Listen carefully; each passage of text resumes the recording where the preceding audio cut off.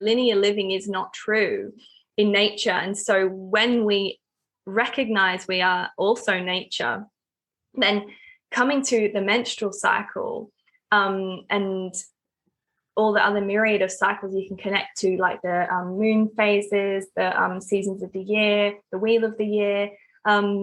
We only are mirroring nature, and that is the most sustainable thing you can possibly do.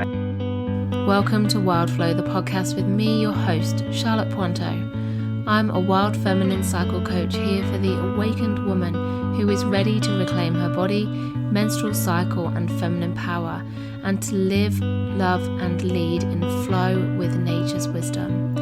In this podcast, I'll share how you can live in sync with your menstrual cycle and life seasons, heal your relationship with your womb and rites of passages, and embody your wild feminine as a multi-passionate woman in life, mothering, and business. It's your time to flourish as a cyclical being in this modern world. Are you ready? Let's flow.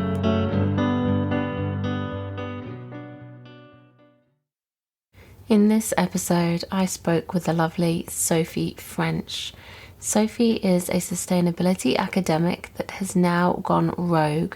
She's entering the realm of cyclical awareness and bringing a holistic approach to help her clients live a life of ease and flow through finding a rhythm in business, creativity, or the day-to-day. She is a circle facilitator, a space holder, and she loves to co-create with folks in wild, ever-changing ways. Sophie and I spoke about the intersection of sustainability and cyclical living, how we reflect the world around us, and in turn, so does the world reflect our internal world.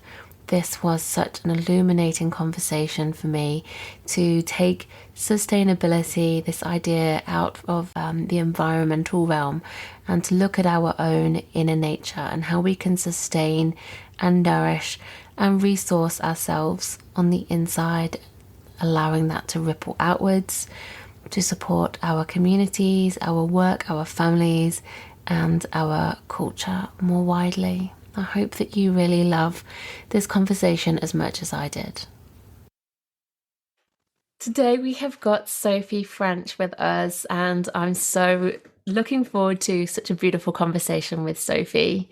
Sophie is somebody who I've been connecting with online for, I don't know, I think a year and a half or so, and it's only been recently that we've actually really crossed paths enough to talk and share much more of our common interests and get to know each other on a deepening level. And we've been working together in cycle coach training that Sophie is currently taking with Claire Baker, and I'm participating as a guest mentor in there. And we have been having some beautiful conversations. I've just recently recorded a conversation for her upcoming podcast as well, Earth Within.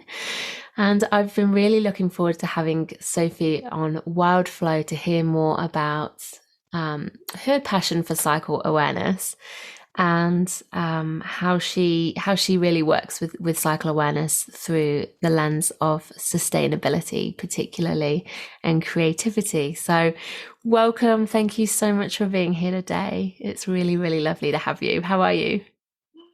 Oh, thank you so much, Charlotte. Such an honor to be here, to have this conversation with you today. I'm so looking forward to it as well. And I'm well. I'm feeling really peaceful and just really grateful to be here. I can't wait. Thank you. Okay, let's begin with a cycle check-in. Are you happy to share, if you have a cycle, whereabouts in your cycle you are and how that feels for you today? Yes, definitely. I would love to. I am on cycle day 16 today. And for me, that's just having gone past ovulation. Felt it really strongly about 2 days ago on Sunday. And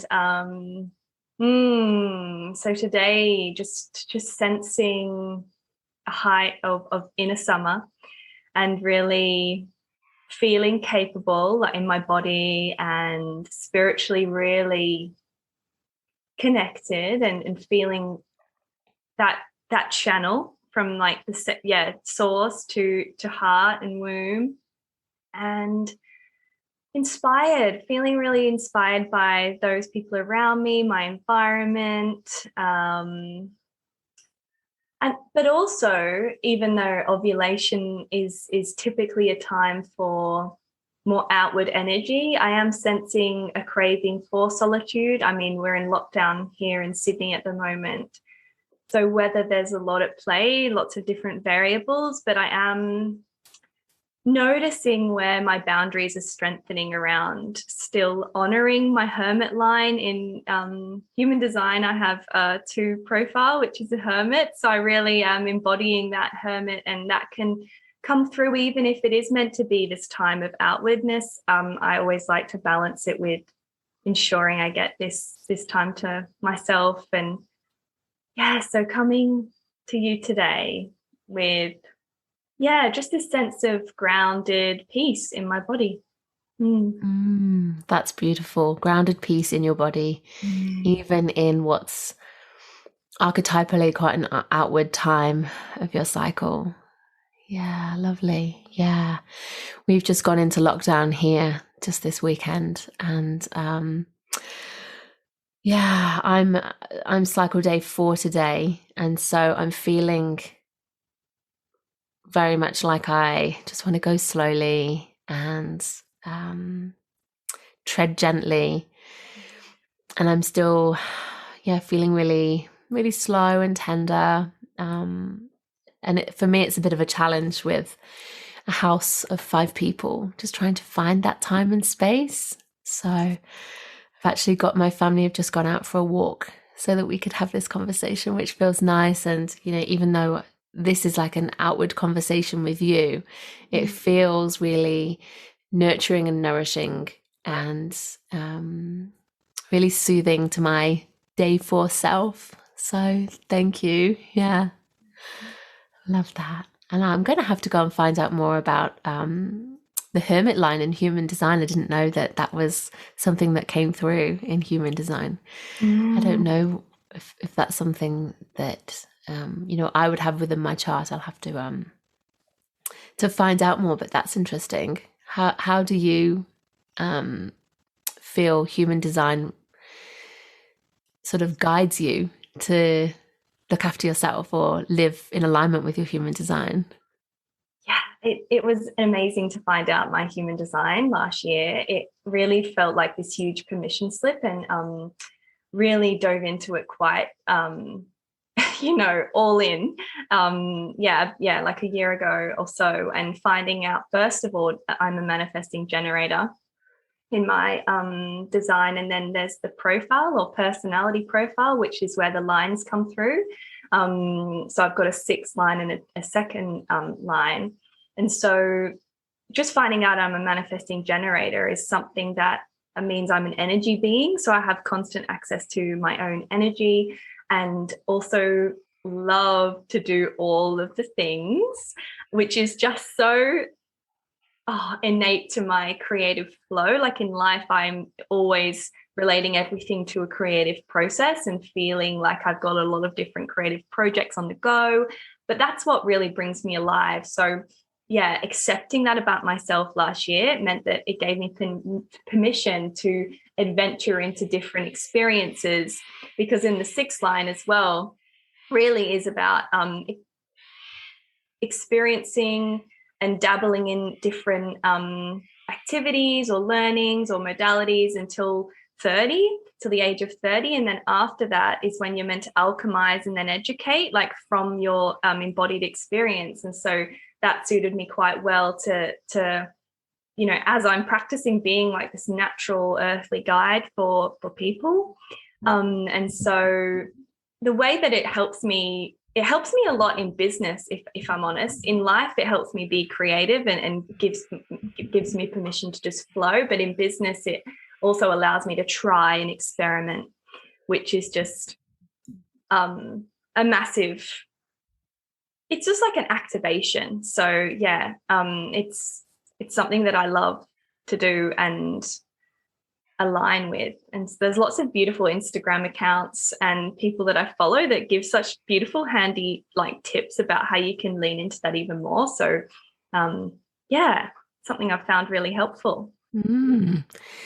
Because I know I'm a generator.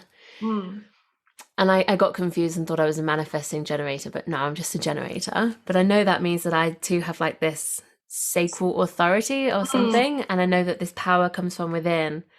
And I know that I really have a tendency to want to do all the things too, and have to be led by my sacral chakra. I think that's what it means. And like that feeling of like embodied, like, is this a yes or a no? But beyond that, I don't know. I don't know what the lines mean and everything. So I'm going to go and check that out. That's really interesting. But that did make a lot of sense to me as well. I was like, yeah, it's not just me being scatty or, feeling like I sort of interpreted that as kind of wanting to do all the things because I hadn't found the thing. But, from a place of kind of wanting to find out what it was and not feeling enough in a way until I'd found the thing. But I realize now that that's just part of my energy, and that's okay. That's okay. That, yeah, like you say, it helps with creativity, like understanding that. So yeah, thank you for that bit of information. I'm going to go check that out. So, Sophie, I would love to just ask you straight off the bat, could you just tell us a bit about who you are and, in your words, what you do as well, who you are and what you do? This is always a really dynamic question and a live question for me. Like, it's always constantly evolving and changing. And so just disclaimer that this could change. Totally. And, I give myself full permission to be an ever-changing being. But I am Sophie. I am a lover of nature. I am as a sister, a daughter, a lover to my beautiful partner Jake. I feel at home in the morning when I'm walking to go get my coffee and taking in my environment and the weather, and I'm very creative. I enjoy creative process from beginning to end, and to me that is probably one of the first ways I came or arrived to cyclical living, is through the creative process of birthing creations and then letting them go. From a young age I've been very artsy. But art is life, it doesn't have to be painting or drawing. Like, I have now I see creativity as just everything that you do throughout your day. I mean, we're constantly birthing and also letting things go. And so, yeah, I'm very, very interested in at the moment, in just enhancing my knowledge of the creative process, of creative cycles. And nature is the biggest teacher for me in that process. Just so incredible to witness, the seasons change and the lunar cycle, and just all of how we can connect to that rhythm that is outside of us and also within us. And so I at the moment I'm companioning and doulaing people through their creative processes online. And I also love to hold circles for people. Gathering is just such a incredible sense of community and connection, which is something I crave. I've always craved that, a sense of belonging. And once I became like a women's circle facilitator, but now, circle facilitator, because inclusive of, everybody who would like to gather online or whether it's in person. I find it such a sacred time. And one of my teachers, Mitlay Southey, who's just, so inspiring to me. She's just, she was able to guide me in a way to have sacred circles as a place to witness one another and to really be completely whole as you are. And that's something that, I'm constantly re-arriving to my own wholeness, but and other people's wholeness. And just, so that's a way that I weave through my work at the moment. I love to, share space with people ultimately in lots of different ways, but mostly connecting to creativity, connecting to self, to cyclical rhythms of life, of nature, of business. And I'm also training as a cycle coach. Yeah, with you are. glorious mentor, and of course Claire Baker. So yeah, it's an absolute joy. Thank you so much for sharing that. I love several things you said in there. One of the things that really stood out to me was right at the start, you said about the creative process of creating and then letting go. And that just being such an important part of the creative process and the cycle, as you know, all of the cycles. And in your work, when you're guiding people as a creative doula through creativity and whatever form that takes for them, is the letting go part, I'm just feeling intuitively, is this something that people are challenged by? Or which part of it is the process, do you feel is the challenge? Oh, absolutely. You've nailed it already. Right, yeah. I mean, most people that I work with do have more challenges come up around the letting go and the space.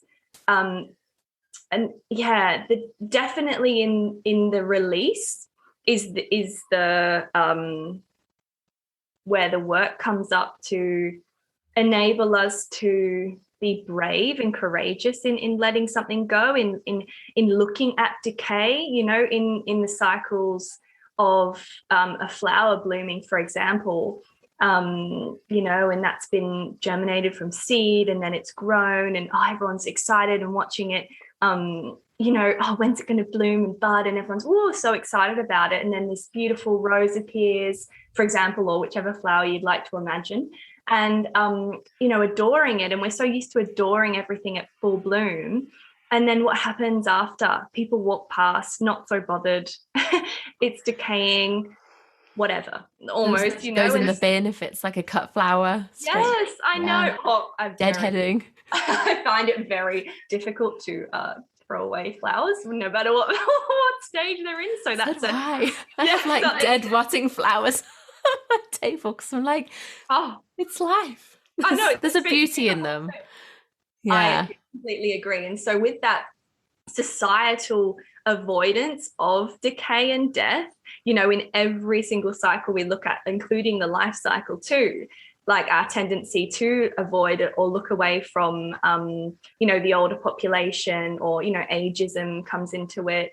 And so I'm coming back around to creativity as mimicking and reflecting our avoidance of decay. And so that's where challenges can come up, because we want to be a hoarder of everything in life, like just collect it like little magpies and have all these little creations, except we can't possibly spread our energy that thin across, you know, say, for example, if I'm working with someone that has 3 businesses, for example, and one, you know, perhaps is needing more attention, except maybe it's time to let it go. But that there's stories there as well, you know, there's relationship, you're in relationship to business or creative pursuits, and it's just about seeing which season that's in and then being okay with, it's essentially arriving at, why am I holding on to this? Is there a purpose? Because sometimes, of course, there is, you know, it's a very long-term project, or it's a business, you know, like yours or ours, that, you know, we're not letting go of anytime soon. You know, we're in this for the long haul because we believe in it. And it's,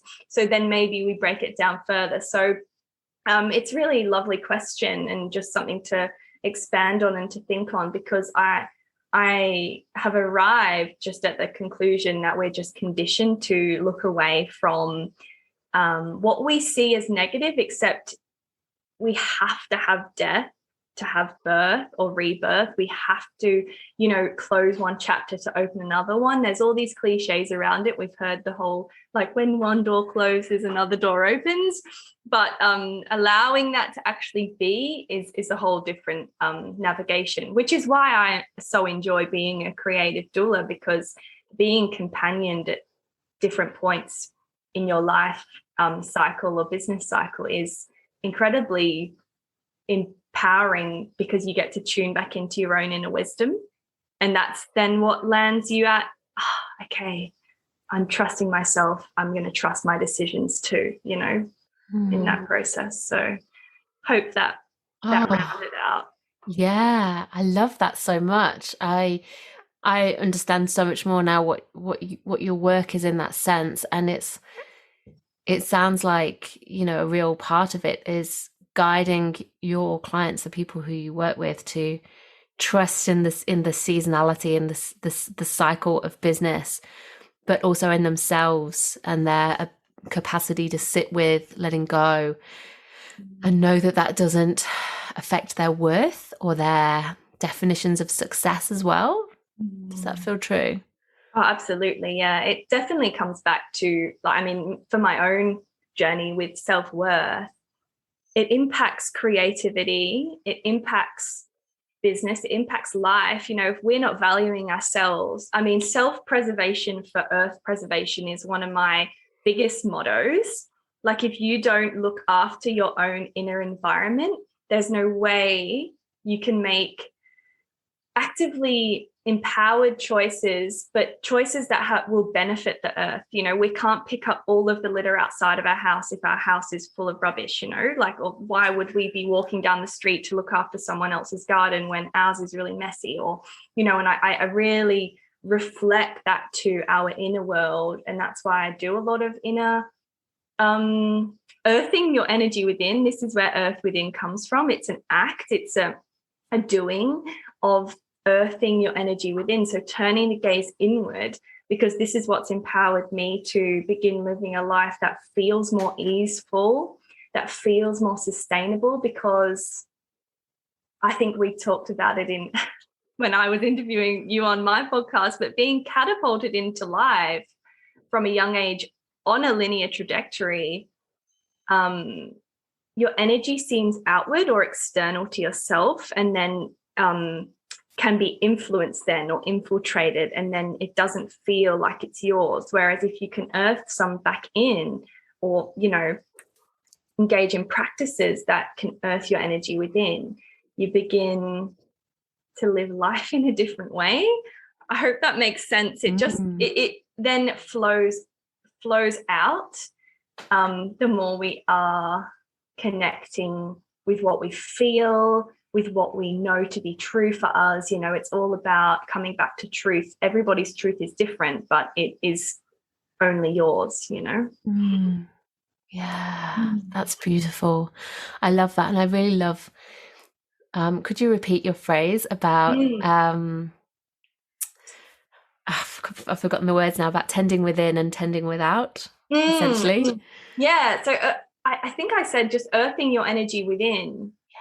It's just a way, it's cultivating a deeper relationship to yourself. So then what is outside of you is, you're creating boundary there. You know, you're accepting that there's energy that you feel within your body, there's emotions, there's sensitivities, there's sensations, and then there's the external, and then just creating a connection between what is outside of you and what is within you is an empowering act in itself. It's a self-sustaining act that is constantly flowing, because your awareness is enhanced by this relationship, this constant, you know, play and dance between inner and outer. And that's where, I mean, it's been over a number of years that I've discovered this way to be or live, or and you know, there's a culmination of learning, of embodying, of remembering. You know, I don't want it to seem like I'm just, you know, I've gone and studied, you know, how to earth your energy within. This has been like an arrival over like a number of years, but also, you know, reconnecting to ancestry, knowing, you know, even the art of circle gathering, you know, thousands of years ago, it's what my ancestors were doing. And so knowing there's that deep like reverence for for the work that I'm currently doing and the way that I'm dancing with life, it's nothing new.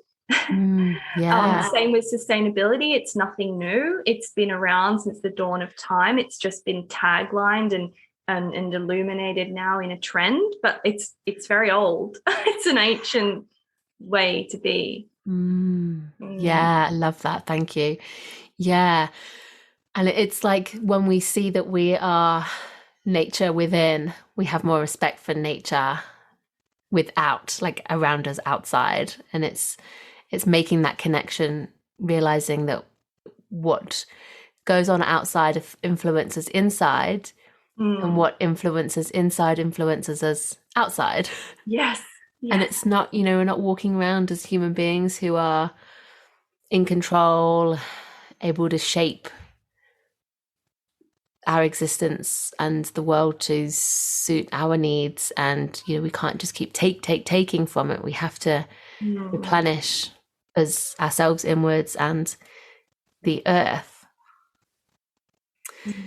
I love that, you talk about sustainability and that you just said that it's been taglined. And so I remember being at uni when I studied biology, and, in the final year, I specialized in environmental biology. So I remember learning about sustainability then from, like this environmental perspective and about conservation and about, the Earth's resources.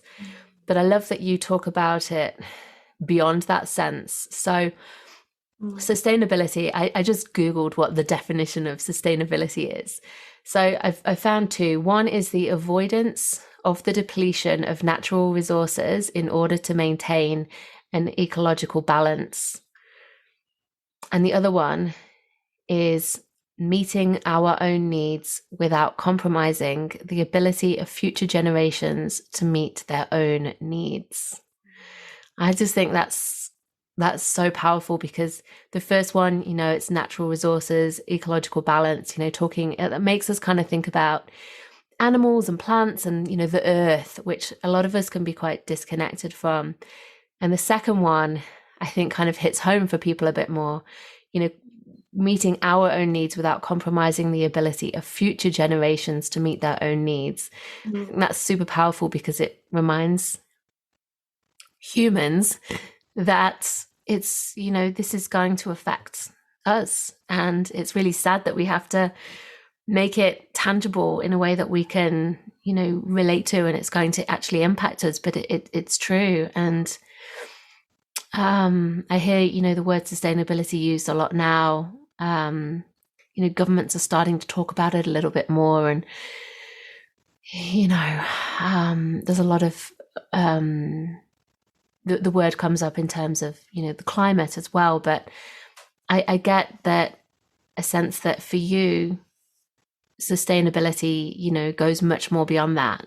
And I would just love to know what it means to you. What does sustainability mean to you personally, and then your connection to creativity and the cycles? Thank you so much for asking this question, because I think it's just so incredibly important and something that I could talk for days about. So I used to live in Perth. I'm in Sydney at the moment, and I studied a degree in sustainability. And so just to preface this, that I've had like academic time to play with the notions of sustainability in different ways, like from wearing a lab coat and to also being in Bhutan and studying their way that they measure sustainability of the country is through happiness index. And it's just so I've played with lots of different versions, and sustainability is, to me, simply and purely the ability to sustain, and that's where I like to leave it. And so there's this arrival then, when we simplify the meaning of sustainability, we can begin to bring it home to self. And that's one of my absolute it's a soul purpose for me to help others understand that sustainability is an internal concept. It's not external to us. It's not taking your keep cup to the local cafe, even though that's great for the environment. There's lots of different ways we can engage with sustainability. And so I'd just like to allude that there's social sustainability, there's cultural sustainability, there's environmental sustainability, there's economic sustainability. And so just to round out that most people connect with sustainability, but they're actually connecting with environmental sustainability. And so that's the most common that we see and we read and we hear about. And what I love to bring it all together is the self. We are the only ones interacting with any version of sustainability in our own awareness. And so I created a signature course last year. It was one of the first things I launched with Earth Within, and it was called Sustainability for Self. And so in there, I spoke about how you can connect to the earth, self, and spirit, because there's this missing link, I do believe, traversing a university degree whilst, deepening my own spiritual practices in my own time. I realized there's a huge missing link to modern sustainability, and that is spirituality. Other people may call it, the energy, or there's lots of different words that can be activating for different people, but I prefer the word spirituality. But in a sense, it's knowing that we are not just a human, like we have a soul and a spirit, and we connect with the environment, with nature, as we are to nature. And it cannot be ignored once you realize you're a part of it all. You're interconnected deeply within the system of, there's so many different ecosystems. And I love how Claire Baker talks about having a menstrual ecosystem. And, we have just lots of different ecosystems to tend to and dance with. And so there's so much to expand on with sustainability as a living practice, that it's not just about gardening, even though I love that for people. I love that people have passions in that.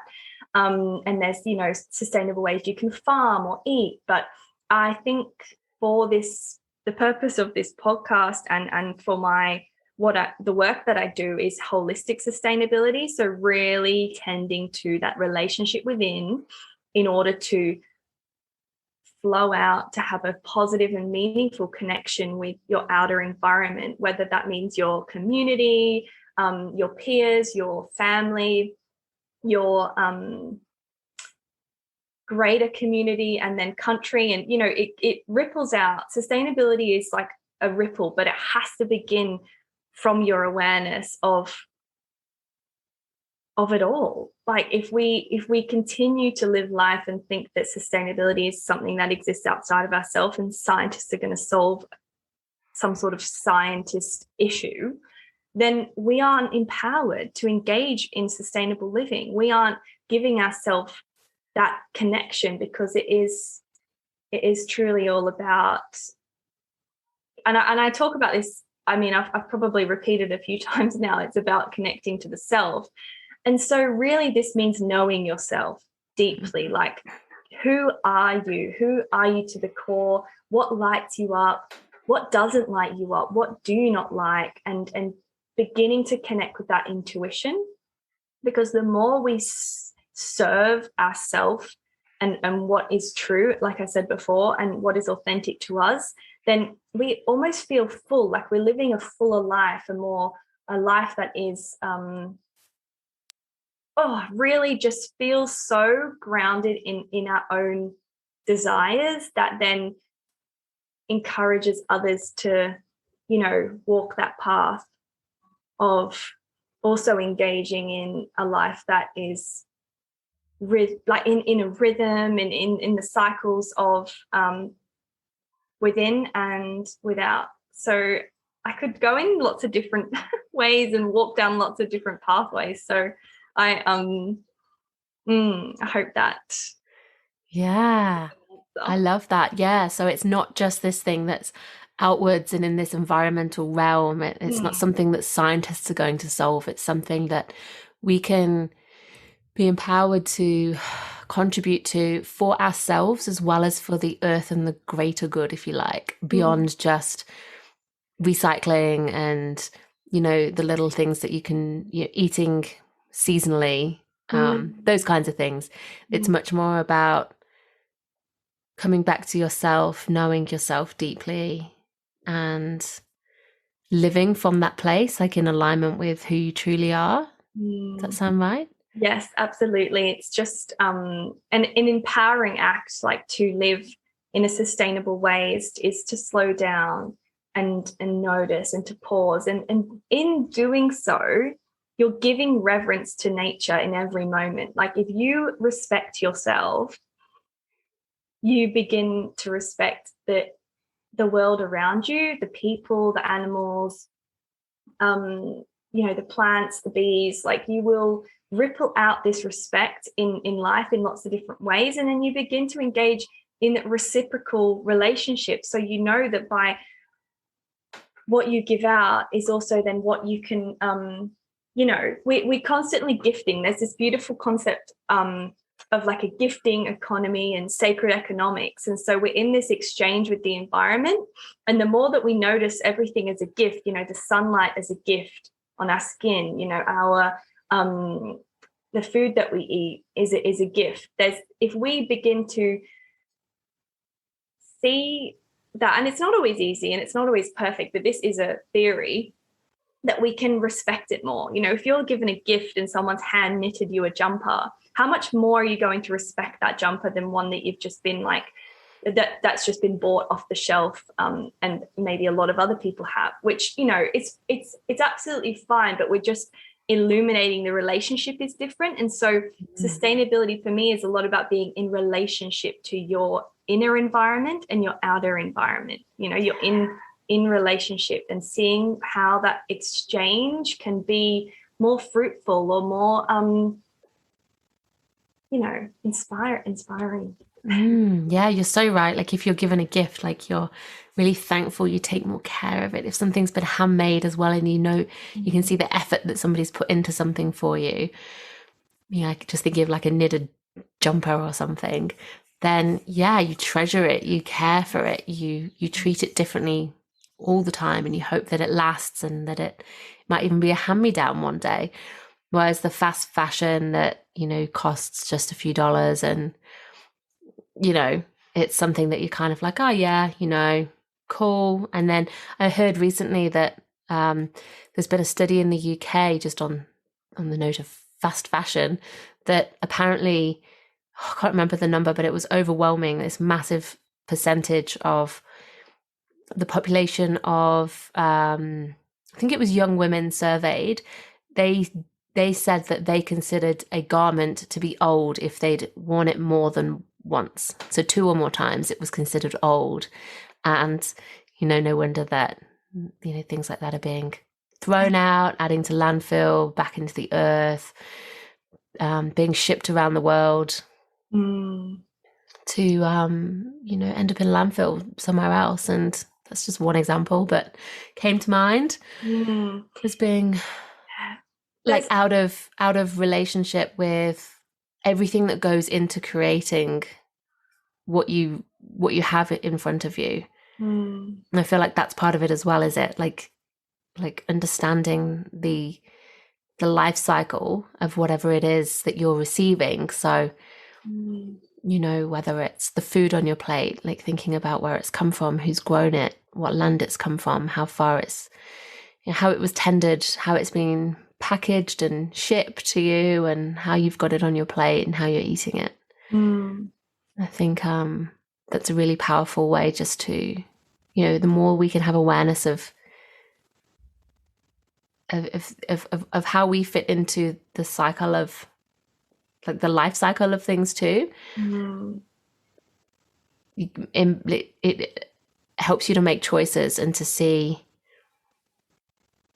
yeah, do you want to participate or engage with something in that way, or do you know, how do you feel about that fast fashion that you've just picked up, you know, just to actually align with you? And you can only make a choice about that when you see the full cycle? Mm-hmm. It's actually as well about what we are passing along. So with the second definition that you read, about it meeting the needs of future generations, how we live life will, if you choose to have children, or but also the people around you, we're constantly influencing others with the way that we live life. Like if our attitude towards life is a resource, then what are we passing on, to be embodied then in future generations? So it's not always about external resources, and what about, there's this gorgeous term, I think it was originating from Claire mentioned it to me, Claire Fole. She may have experienced it during a course with Meg Berryman, but about resourcing. So resourcing to self, and how, what inner resources do you have, with patience, compassion, respect. Like there's these internal incredible well of resources we have as humans that help us navigate life. And so it's seeing ourselves as well as self-sustaining through our emotions, and the way we're able to deal with, cope with, be in relationship with different experiences, because we all go through such different journeys in life, and some experiences are amazing and like, oh, this is the best day of my life, and other days are like, this is the shittest, how can it get any worse? And so just knowing that we have like an inner well of resources, and this is where I think sustainability comes in for me, is tapping into that inner well and looking after it, and getting to know, well, what does it feel like when I'm compassionate to myself? Like, how can I nurture my inner realm? What would that look like for me today, or in the week, or over my menstrual cycle? Or there's different ways and different questions to ask, but I just would love to illuminate that, like, over time, if we really embody a sustainable life in a holistic perspective, then that ripple is so huge, it's going to last and like foster such an incredible livelihood for future generations, because we're passing on a way of being. We're not saying do this, do that, but just our way of being will sort of be absorbed. And I'm just sort of imagining, I'm talking with my hands a lot, I can't see me, imagining this incredible different way of experiencing life for future generations, because we're not so concerned with the material, but we're looking beyond that. And I think uncovering the layers of emotions and our spirit, our soul, our truest desires, and that will enable like more bliss to flow in, and more ease, and why not lean into that possibility for the future? I absolutely adore that. And I love the concept of resourcing yourself. I heard that too. I've heard that from, I'm trying to think where I've heard that from. Kate at the Diamond Women Project. She was talking about that.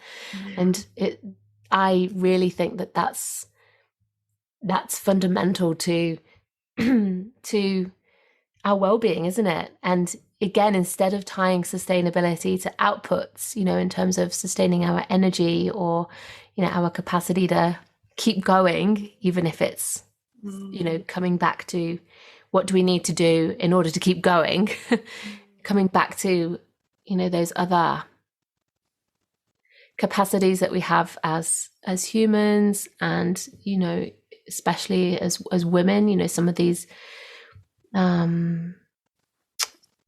emotional capacities can be our strengths, like you said, about compassion and empathy and patience, and all of those inner well springs that we have, that we rely on to that kind of feeds into our resilience as well, right?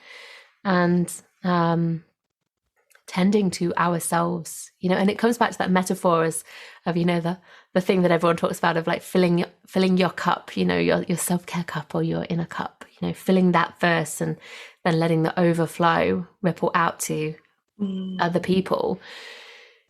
It's you know, it really speaks to that. So I'd love to hear more about you know, you mentioned about the menstrual cycle and sustainability. What has the menstrual cycle taught you about sustainability? Oh, it's so beautiful to be invited to speak on this incredible connection. Thank you for asking the question. It has taught me that it is okay to slow down, that in the slowing down and the awareness of differing energy over the cycle for myself, like I'm speaking from my own menstrual cycle experience, it's definitely taught me that that is sustainable. Then I can continue on to the next cycle if I look after myself in the last cycle. At different points, you know, I'll experience different energy bursts or energy, you know, contractions, and so really leaning into what is fully present is sustainable in the long run. It is an act of, yeah, it's taught me as well that we're incredibly like powerful when we tap into a cyclical rhythm, that can then encourage us to keep going, but not in a push way mentality, but in you know, feeling into that flow, that there's an ebb and a flow and an up and a down to life. When we're aware of, you know, when I'm aware of where I am in my menstrual cycle, which I'm fully committed to because it is so empowering to follow your energy from that space. You know, the womb is such a powerful space for women to connect with the creative cycle of life, and that is something I'm definitely playing with and dancing with. But it's such a portal of possibility. It's also a portal of what isn't, you know, what isn't available to you right now. You know, like why there's some days I feel like resting more, you know, like I'm about to bleed or I am bleeding. And so that, yeah, the notion of the menstrual cycle and menstrual cycle awareness, connecting with sustainability, is to be aware of your menstrual cycle is to live more sustainably, like simply put. Love that. Yeah. I love what you just said there about knowing what is not available to you right now. That's a really really simply, elegantly expressed notion that I haven't articulated in that way before, and I really love that. It's absolutely, I think, you know, I talk about it a lot about how, you know, our culture wants us to be on the go all the time, and, you know, we just, that's what we value. It's this output, but that's not always available to us, and we try and override it. But actually, you know, coming back to what is available and what isn't available, and making the best meal that we can with the ingredients that we've got right now, almost as like a metaphor. It's like, yeah, that sustainable eating or seasonal eating, but seasonal being, just being with what is available within. It feels like a really lovely way to tie those two together in like a really nice little easy to understand way. There's with sustainability, as you were speaking then, it's really come to mind visually, just to speak on that living akin to nature is living cyclically, because nature is a bounty of cycles. Like there's no linear trajectory represented in nature. Like I will, like if you find one, let me know. Yeah. Challenge. No, I know my body, there's just, that is not true. Linear living is not true in nature. And so when we recognize we are also nature, then coming to the menstrual cycle, and all the other myriad of cycles you can connect to, like the moon phases, the seasons of the year, the wheel of the year.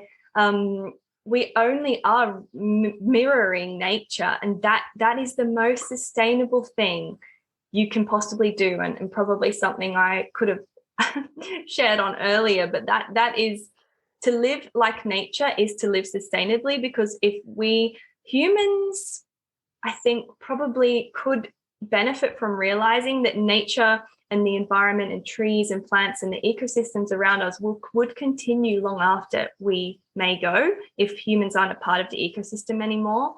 And so if we would like to keep, being in relationship with and a part of our ecosystem, is to begin living in that way that it already is. It is already representing cycles. That's why we have seasons, and a winter every year, and then a summer, and then we're constantly through our days. There's the sun, and then the night sky takes over, and that's every day. We're all cyclical beings, and so to lean into that a menstrual cycle awareness and living in alignment with the energy of your menstrual cycle is another way to live in more like nature.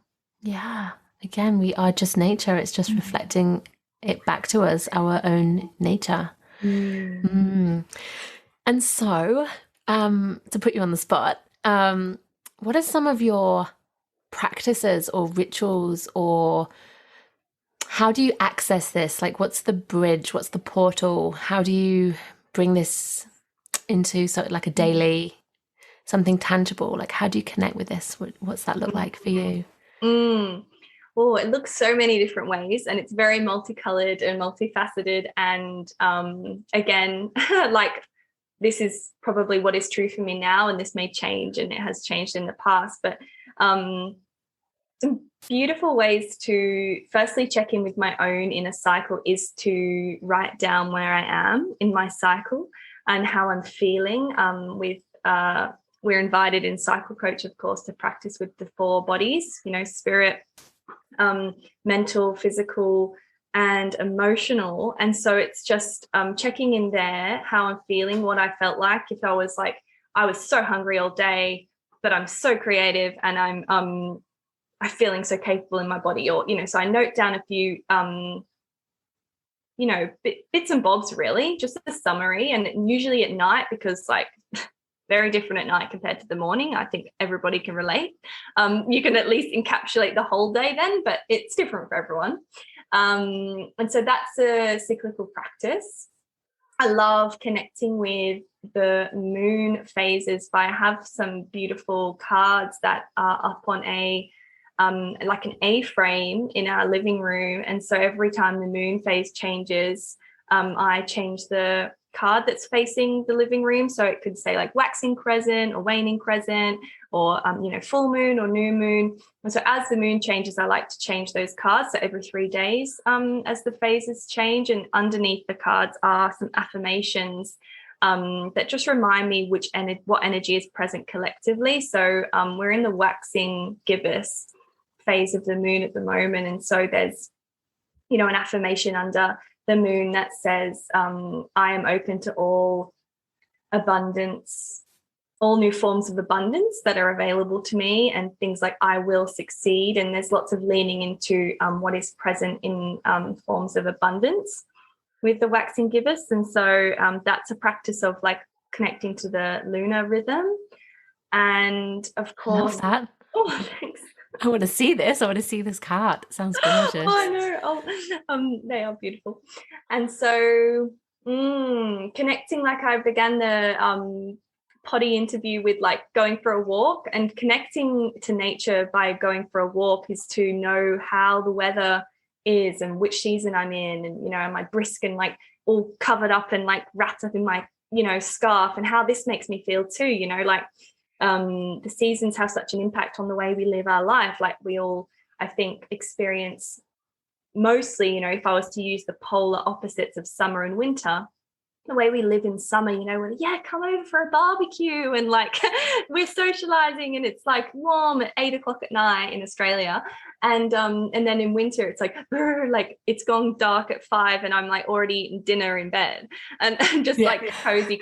So, that then plays into the energy and of knowing where I am. Like I like to think of the cycles I'm a part of are just a tapestry. And so I have like a cyclical tapestry map that I've created, and just to really locate myself energetically in what I'm being held in, because I firmly believe that like just to allow cycles to hold me is a comfort in uncertainty. Like I can feel a sense of like container, I don't know, like presence of nature when I sort of know where I am with it all, because there's quite a few cycles to keep the tabs on,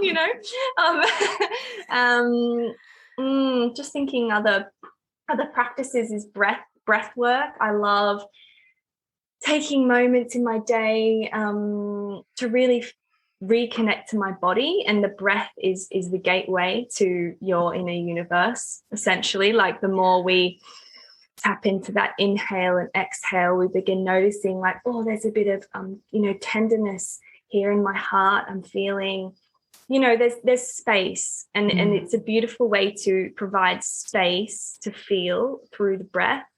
And so you can call it like meditation, or I'm not very strict. As I said, manifesting generator, I would love to not have a routine around this. Like if I give myself you have to do this for 40 days, like, no, thank you. All of a sudden breath work, I hate it.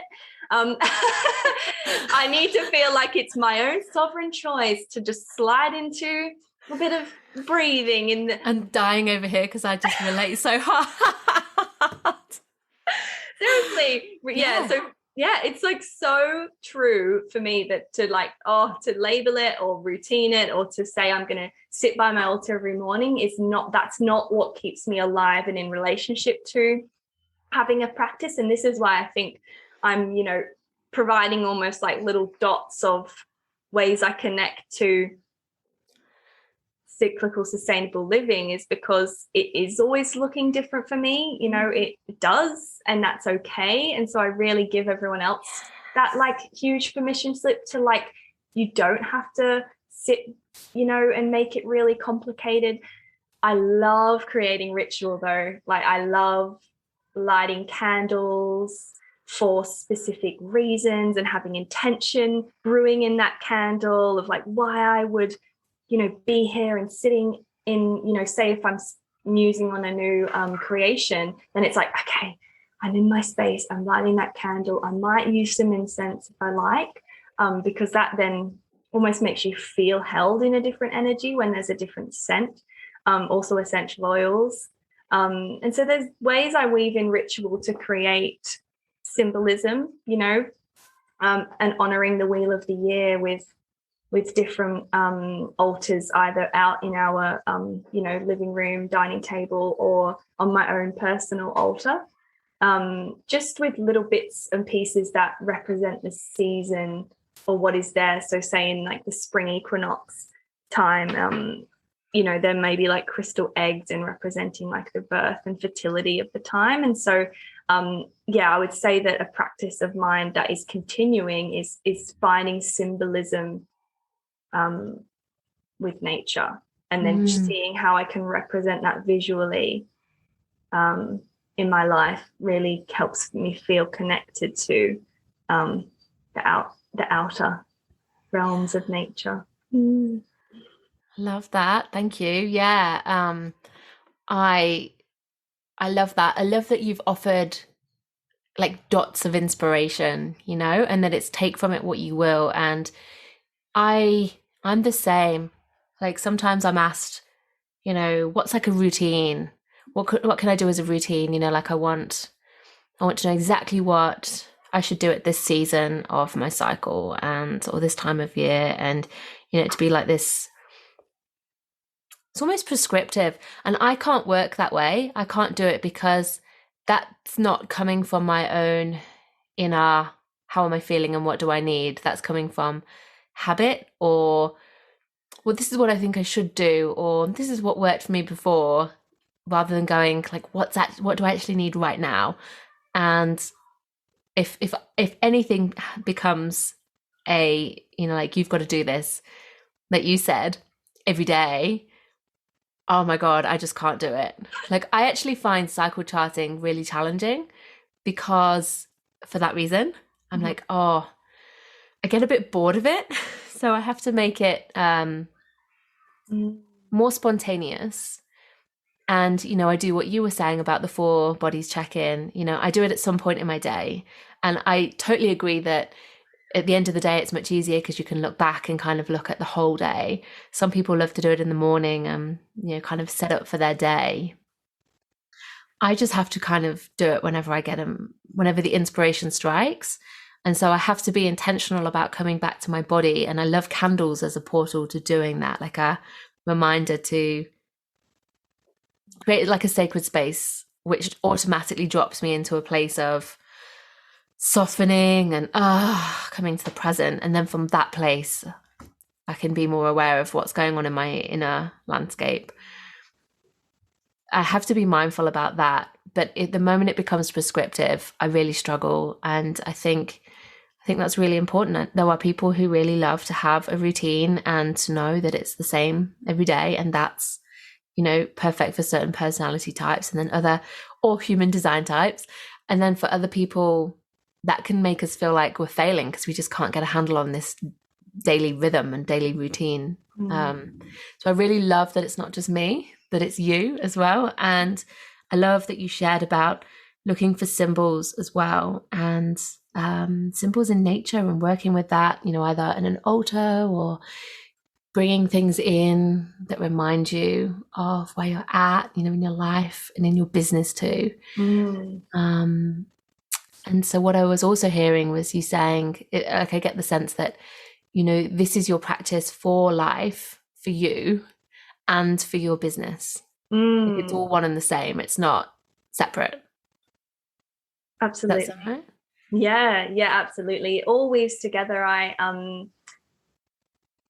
entirely believe that the more we smooth out the kinks of like the clunkiness of life that we're sort of delivered in this way to live life, and business must live over there, and but smoothing it out means performing ritual and breath and connection to business and self, like one in the same. My business is so heart-centered and soul-centered. Like, how could I possibly like leave it in an office or something? Oh no, it's a part of me just alone in the dark. Like, no way. It's all part of me, and so I'm accepting that fully. And so the way that I move through business is very inspired by nature and the cycles and where I am in my menstrual cycle. So, no way would I be like, as best as I can, I have 28 to 31 day cycles. And so, and they're at the moment, it's quite interesting. This month, I'm exactly matched up to the date of the day of the month. So I was day 1 on August 1. And so it's been quite funny, like, I don't even have to cycle check in. No, joking. Like, just what's the date today? But, I can separate as best as I can the way that I can work in my business over a month. So, for example, when I came out of, if I just go into like a business cycle for me with my menstrual cycle, if you'd like, just day 1, day 2, I really take a break. I have no work on. Like, I make sure my schedule is like unavailable and and that works when I'm able to predict that. And then day 3 and 4, like, I can sense my energy rising, and I'm so curious and keen to get back to work and play and create because I'm fully obsessed and so enchanted by everything that I do. So it's just like, okay, can't wait to get back. So I'll maybe start journaling onto like, what could this look like for me in business this month? Maybe what can I, focus on? And then is held by an intention. So I love to set an intention, even if it's just 2 words or 1 word around my menstrual cycle. So this cycle is pleasure and power. And so that will often infiltrate into my business. And so, knowing that as I move, towards in my inner spring is like a little bit of a typing away, setting up structures and planning. I'm a Virgo sun as well. So I'm like all up in my calendar, like no tomorrow. Like, okay, color coding the month for me is very satisfying. And so, I'm in the summer now. And so for me, it's like the delivery of, say, for example, I put out a full moon gathering online, I'm putting it out now, I'm birthing and delivering that I, weaved and wrote about in my tender early spring days. Sorry, there's a gardener in if you can hear an outside. Sorry, I'll continue. That's okay. Go for it. Life happens. It does. And so, and then as I move into my inner autumn, premenstrual phase, I will be like tying up the loose ends because I want to start finishing up and wrapping up and slowing down. And I then go into my inner winter and allow time to just rest, because something for me that I've learned over like especially the last 2 years, but while I've been in business the last year, is just the rest is just as important as the birthing time and the outward time. Like if I don't rest, then I'll my energy won't be able to be sustained like throughout the business cycle. And so I must admit that I'm very strong. I don't know what the word is with, like, I'm strongly connected to the lunar phases. And so I always am quite careful of when to launch things in my business. Like if it's in a waxing moon or if it's in a waning moon phase, I quite like the possibility and the invitation of a new moon or a waxing moon that can help, gift what I am offering to the world to be received. And whereas like the waning, I'm like, okay, like I'm closing back up again. So I do business alongside the moon cycle. Quite connected to her energy. Yeah, I love that. Thank you for sharing all of that.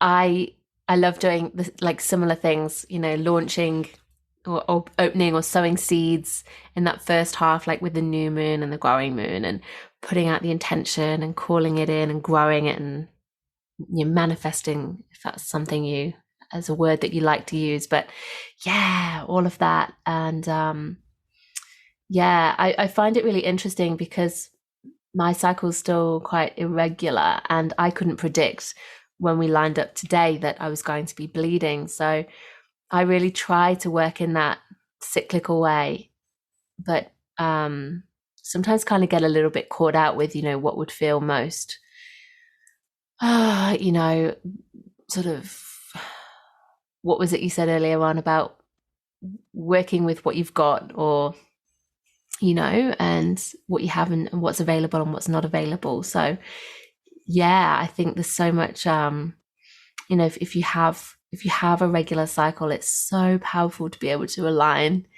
your work and your business with your cycle in that way, and the moon cycle. And so I tend to do that, the moon cycle, when I can't be sure of where my body's at, and it just feels so supportive and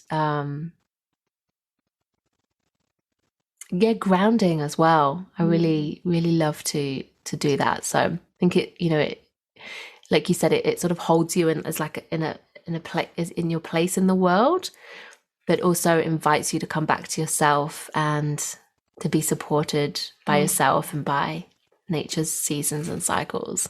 So thank you for sharing your process. That's really gorgeous. I will just say as well that it's always just an invitation, where you are in your menstrual cycle, or where the moon phases are. It's only just an invitation.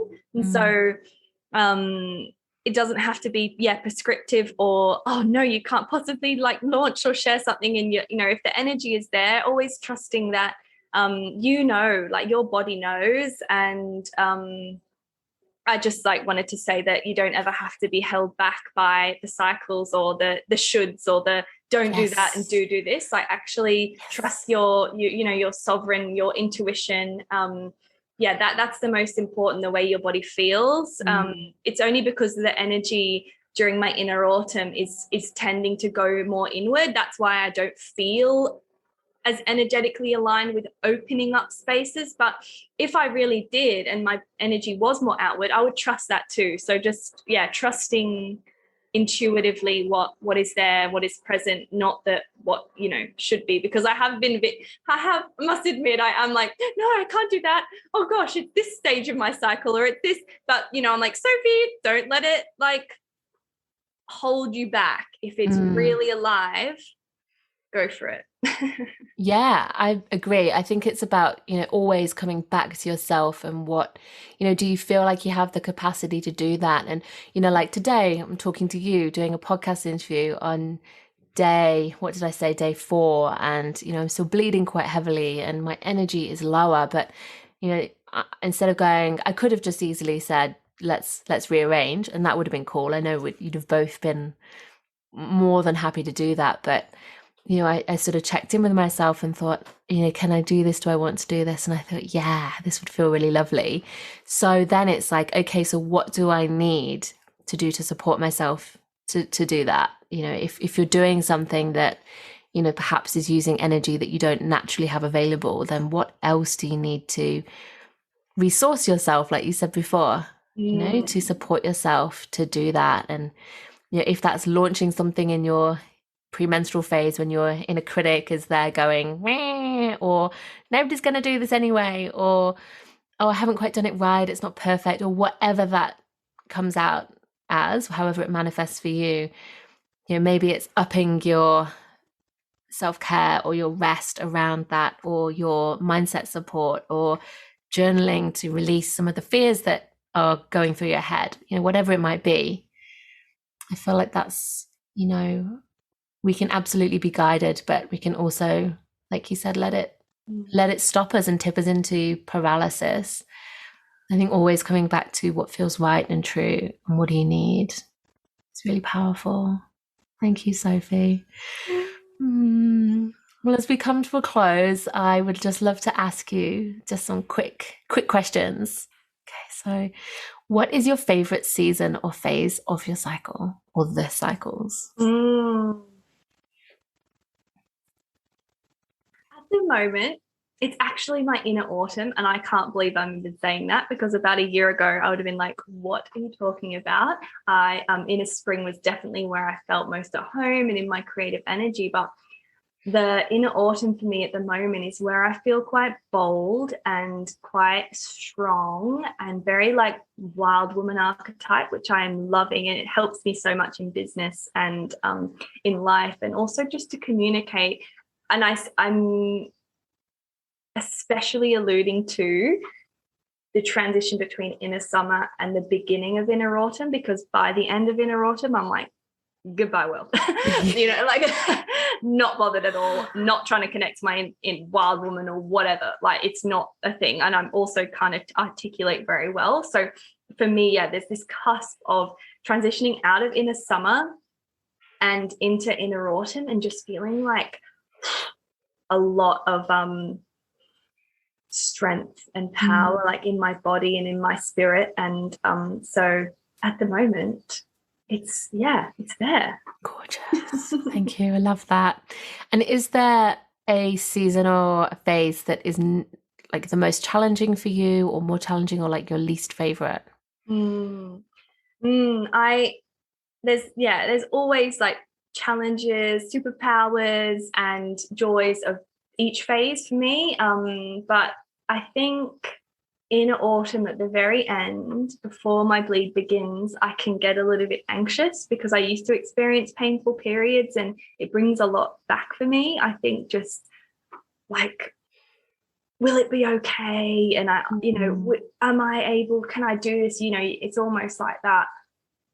I can experience some anxious feelings, and I'm constantly talking to my partner Jacob, I think it might come today, or maybe tomorrow, or maybe and I'm always talking about it. I'm quite fixated on it. And then once my bleed arrives, I'm just like, it's here. And like, it's just such a relief. So I would say definitely the tender end of inner autumn, just before I bleed, can bring up challenges for me, around anxiousness. Yeah, thank you for sharing that. Yeah, I relate. And so we've talked heaps, but what's the biggest thing, or your key takeaway, like that connecting with your body and your cycle has taught you? Like, if there was one thing that you really felt it had revealed or illuminated for you, what would that be?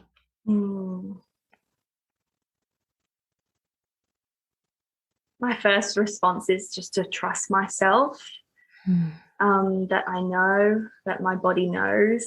So, bringing all of that wisdom together from, cyclical living, sustainable living, is to lean into trust, like what is true, to trust in the rhythm, that it will ebb and flow, and that is okay, that is perfect and divine, like as it's meant to be. That's glorious. Thank you so much. Thank you, Sophie. It's been so lovely to talk to you today. Thank you for coming on Wild Flow. And if anybody wants to connect with you, they can come and find you over on Instagram. What's your handle? My handle is Sophie French, with a _ at the end. And earthwithin.com.au, also where I hang out. So thanks so much for this conversation. It's just been really lovely to have the space to speak on what I'm so passionate about. Like, passion even doesn't do it justice. I'm like, whoa, so activated by. And so thank you for allowing me and inviting me to share. It really means a lot to me. Thank you. You're so welcome. Your passion and your belief in this comes across so much, and it's been so revealing to me to see this connection between the cycles and sustainability within as much as without. I think that's what I'm really taking away from this, and going to consider, reflect on, lean into more. So that's been powerful conversation. Thank you so much. And I'll put all of your details in the show notes so everyone can come and find you. But thank you, lovely. Wishing you well. Have a great day. I'll catch you later. Bye. Thank you so much for listening in. If you're loving this podcast and you'd love to help me spread the wisdom shared, please leave a review or rating, or share this with somebody who you think would love to listen in. I'm really passionate about creating ripples of change and getting this information to more women, girls, and people with a cycle so that they can reclaim their cyclic natures too. And if you'd love to dive in deeper with learning more about how to connect with your cycle and rites of passages, come and join our free Wild Flow Circle community, or choose a course and learn with me on my online learning hub. All the links are in the show notes. And until next time, be well and go with the flow of your cyclic nature.